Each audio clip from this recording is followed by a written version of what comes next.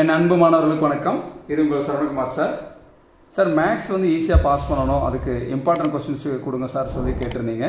அதுதான் வந்து நம்ம இப்போ வந்து பார்த்துட்டு வந்துட்டுருக்கோம். ஆல்ரெடி வந்து பார்த்தீங்கன்னா டே 1 டே 2 அதுக்கு வந்து உண்டான இம்பார்ட்டன்ட் கொஸ்டின்ஸ் வந்து கொடுத்துட்டேன். இன்றைக்கி நம்ம பார்க்க போகிறது பார்த்தீங்கன்னா டே 3க்கு உண்டான சேலஞ்ச். இந்த சப்ஜெக்ட் வந்து பார்த்தீங்கன்னா சப்ஜெக்ட் கோட் வந்து 40022 இன்ஜினியரிங் மேத்தமெட்டிக்ஸ் 2. இது ஃபஸ்ட் இயரில் செகண்ட் செமஸ்டரில் வந்து இந்த மேக்ஸ் இருக்குது.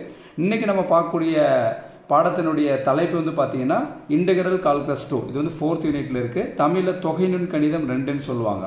ஆல்ரெடி பெர்னாலிஸ் ஃபார்முலாவில் டே 2ல் வந்து பார்த்தீங்கன்னா நம்ம என்ன கொடுத்துருக்கோம்னா சைன் பேஸ் பண்ணி ப்ராப்ளம் பார்த்தோம். இன்றைக்கி நம்ம வந்து காஸ் பேஸ் பண்ணி வந்து பார்த்தீங்கன்னா ப்ராப்ளம் வந்து பார்க்க போகிறோம்.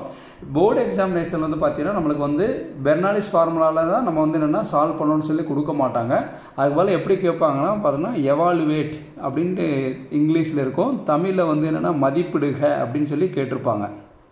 நம்ம தான் வந்து என்னென்னா இன்டெகிரேஷன் பை பார்ட்ஸாக பெர்னாலிஸ் மெத்தடான்னு வந்து நம்ம பார்க்கணும். லாக் வரக்கூடிய ப்ராப்ளத்தை மட்டும் இன்டெகிரேஷன் பை பார்ட்ஸ் மெத்தடில் போடுங்க.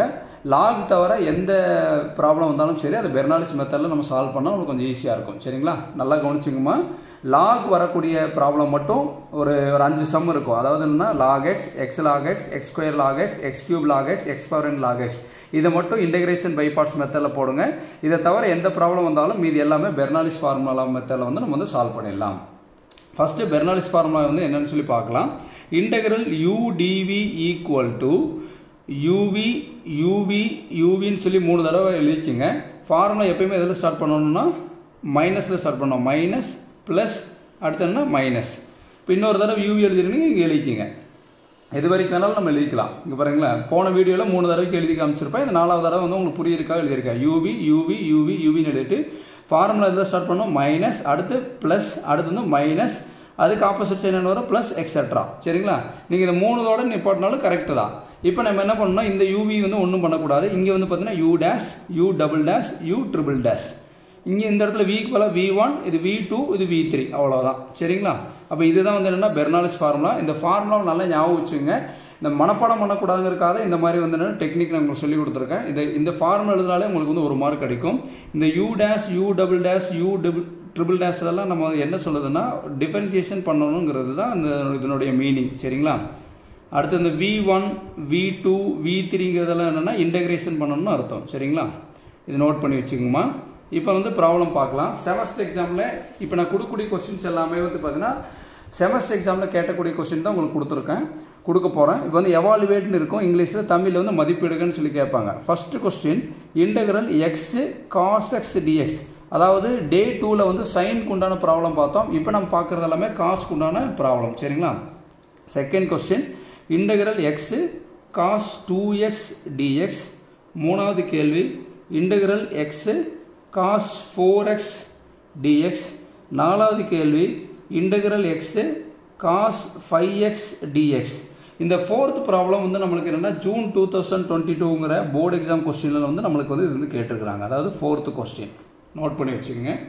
அடுத்து 5வது கேள்வி integral x cos nx dx. அதாவது இங்கே வந்து 5ன்னு கொடுத்துருக்கேன், இங்கே 5க்கு பதிலாக என்னென்னு கொடுத்துருக்கேன் n. அதை ஜென்ரலாக நம்மளுக்கு கேட்டிருக்காங்க, அவ்வளோதான்.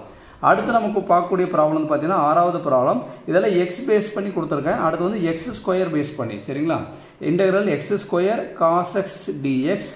அடுத்து integral X square cos 2x dx. இந்த காஸ் 2x dxங்கிற ப்ராப்ளம் இது வந்து பார்த்தீங்கன்னா நவம்பர் 2022ல், அதாவது லாஸ்ட் இயர் செமஸ்டர் எக்ஸாம் கொஸ்டினில் வந்து நம்மளுக்கு வந்து கேட்டிருக்காங்க 7th ப்ராப்ளம். சரிங்களா, அடுத்து integral 8th problem integral X square cos 3x dx. அடுத்து 9th problem integral X square cos 5x dx. அடுத்து 10th problem integral X square cos 6x dx. இந்த காஸ் 6x dxங்கிற ப்ராப்ளம் வந்து நம்மளுக்கு வந்து ஜூன் 2022ங்கிற இந்த செமஸ்டர் எக்ஸாம் கொஸ்டின் பேப்பராக நம்மளுக்கு வந்து இது வந்து கேட்டிருக்கிறாங்க. அடுத்து 11th ப்ராப்ளம்.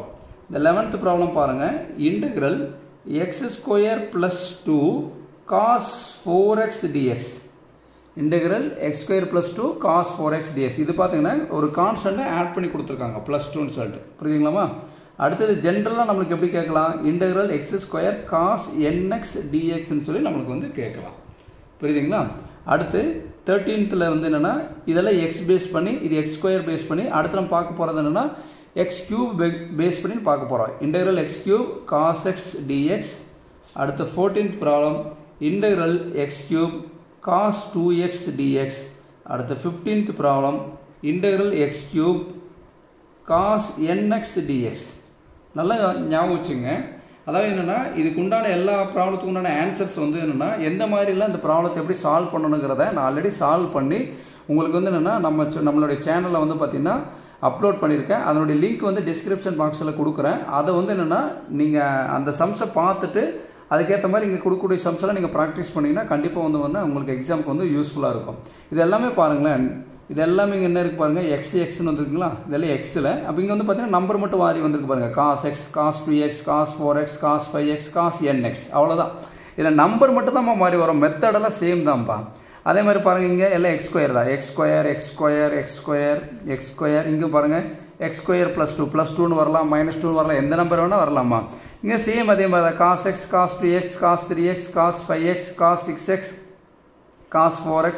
இங்கே பாருங்கள் nxன்னு கொடுத்துருக்காங்க, அவ்வளோதான். அடுத்து வந்து பார்த்தீங்கன்னா எல்லாமே x கியூபில் கொடுத்துருக்காங்க. இங்கே பாருங்கள் cos x, cos 2x, cos nx. Cos எக்ஸை எப்படி இன்டெகிரேட் பண்ணணும்னு தெரிஞ்சிட்டிங்கன்னா அந்த ப்ராப்ளம் போகிறது ரொம்ப ஈஸி. பெர்னாலிஸ் ஃபார்முலாவில் டிஃபரன்சியேஷன் பண்ணவும் தெரியணும், இன்டெகிரேஷன் பண்ணவும் தெரியணும். அதுக்குண்டான தெளிவான விளக்கங்கள்லாம் வந்து பார்த்தீங்கன்னா நான் ஆல்ரெடி வந்து பார்த்தீங்கன்னா சால்வ் பண்ணி உங்களுக்கு வீடியோ அப்லோட் பண்ணியிருக்கேன். அதை நீங்கள் பார்த்துட்டு இந்த சம்ஸ் எல்லாம் வந்து நீங்கள் ப்ராக்டிஸ் பண்ணி பார்த்தீங்கன்னா உங்களுக்கு வந்து ரொம்ப ஈஸியாக வந்து என்னென்னா நீங்கள் எக்ஸாமில் ஸ்கோர் பண்ணிடலாம். இன்றைக்கி டே 3க்கு உண்டான சேலஞ்ச் என்னென்னா பெர்னாலிஸ் ஃபார்முலா. இந்த சம்ஸ் எல்லாம் வந்து பார்க்குறதுக்கு தான் நிறைய சம்ஸ் இருக்கிற மாதிரி இருக்கும். ஆனால் வந்து எல்லாமே ஸ்டெப்ஸ் எல்லாம் ரொம்ப சின்ன சின்ன ஸ்டெப்ஸ் தான். நீங்கள் வந்து என்னென்னா நாங்கள் ஆல்ரெடி வீடியோ வந்து என்னென்னா நான் ப்ராப்ளம் வந்து சால்வ் பண்ணி கொடுத்துருக்கேன் பார்த்தீங்களா, அதை நீங்கள் பார்த்துட்டு இந்த ப்ராப்ளத்தெல்லாம் சால்வ் பண்ணுங்கள்.